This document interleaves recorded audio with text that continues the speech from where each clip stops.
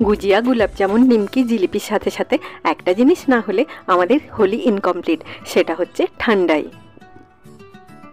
তাই আজকে আমি আপনাদের সাথে শেয়ার করব বাড়ির ছোট বড় সবাই খেতে পারবে সেরকমই ঠান্ডাইয়ের একটা রেসিপি।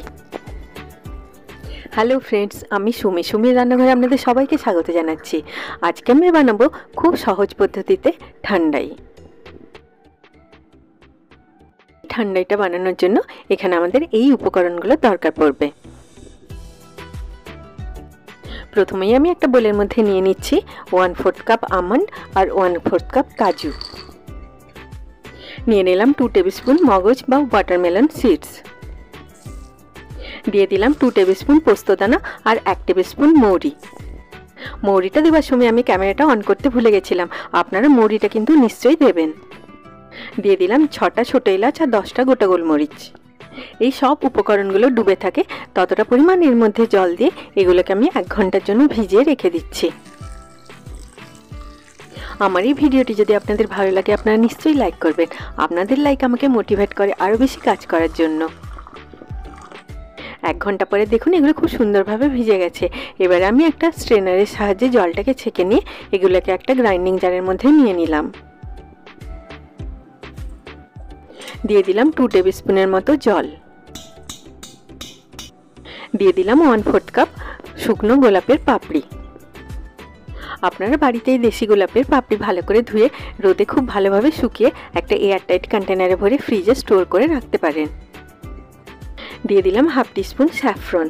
বাড়িতে স্যাফরন যদি না থাকে আপনারা 1/4 টিস্পুন হলুদও এটাতে দিতে পারেন। দিয়ে দিলাম একটা ছোট্ট পিস জায়ফল। এখানে আমি চিনি না দিয়ে দিচ্ছি 300 গ্রাম মিছরি। মিছরি লো অ্যাসিডিক বলে হজম করা সহজ আর পেটকে ঠান্ডা রাখে। আপনারা মিছরির পরিবর্তে এই ঠান্ডাইটাতে চিনিও দিতে পারেন। এবারে এগুলোকে গ্রাইন্ড করে এগুলোর একটা স্মুথ পেস্ট বানিয়ে নিলাম। আপনারা সব উপকরণগুলোকে খুব ভালোভাবে গ্রাইন্ড করে এরকম একটা স্মুথ পেস্ট বানিয়ে নেবেন। এটাকে আমি একদিকে রেখে দিয়ে এবার একটা কড়াইয়ের মধ্যে নিয়ে নিলাম 1 লিটার ফুল ফ্যাট দুধ। আপনারা দুধটা একটা তলামোটা কড়াই নেবেন, নইলে ঠান্ডাইটা তলায় লেগে যেতে পারে। এবারে লো টু মিডিয়াম ফ্লেমে দুধটাতে একটা সুন্দর বয়েল আসা পর্যন্ত ফুটিয়ে নিলাম। এখানে দুধটাকে ফুটিয়ে ঘন করার কোনো দরকার নেই, কারণ ঠান্ডাইয়ের পেস্টটা দিলে দুধটা ঘন হয়ে যাবে। আপনারা আমার চ্যানেলটিকে সাবস্ক্রাইব করতে ভুলবেন না, আর পাশে থাকা বেল আইকনটি নিশ্চয়ই প্রেস করে দেবেন, তাহলে আমি যখনই নতুন কোনো ভিডিও আপলোড করব তার নোটিফিকেশন ঠিক আপনার কাছে পৌঁছে যাবে। এবার আমি গ্যাসের ফ্লেমটাকে লো রেখে তৈরি করা পেস্টটা 5 টেবিলস্পুনের মতো দুধটার মধ্যে দিয়ে দিলাম। আপনারা ঠান্ডাইটা যতটা ঘন করতে চাইবেন সেই অনুযায়ী এই পেস্টটা দেবেন।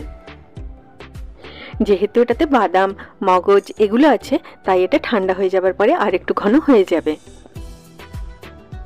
এই সময় আপনারা এটাকে কন্টিনিউয়াসলি নাড়াচাড়া করতে থাকবেন, নয়তো এটা তলায় লেগে যেতে পারে।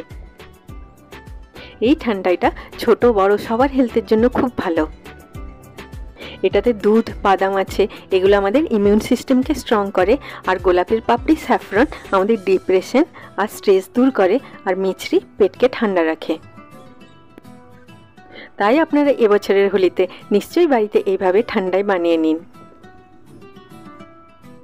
লো টু মিডিয়াম ফ্লেমে কন্টিনিউয়াসলি নাড়াচাড়া করে এটাকে আমি 2 মিনিটের মতো ফুটিয়ে নিলাম। দেখুন এটা খুব সুন্দরভাবে ফুটতে শুরু করেছে। এবার আমি গ্যাসের ফ্লেমটাকে অফ করে দিলাম। এবার এই ঠান্ডাটাকে একটা পটের মধ্যে ঢেলে নিয়ে ভালো করে ঢাকা দিয়ে 2 ঘন্টার জন্য ফ্রিজের মধ্যে রেখে দিচ্ছি। এই ঠান্ডাইয়ের সুগন্ধে চারিদিক পুরো মম করছে। দেখুন 2 ঘন্টা পরে ঠান্ডা খুব সুস্বাদু আর হেলদি ঠান্ডাই পরিবেশন করার জন্য রেডি হয়ে গেল। হোলি খেলার পরে শরীর আর মনকে তরতাজা করার জন্য আপনারা এই চিল্ড ঠান্ডাইটা পরিবেশন করুন এরকম লম্বা কাঁচের গ্লাসে।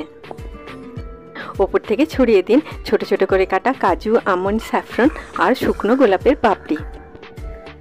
বাড়ির ছোট বড় সবার মন জয় করার জন্য এবছরের হোলিতে আপনারা নিশ্চয়ই বাড়িতে এই সহজ পদ্ধতিতে ঠান্ডাই বানিয়ে নিন।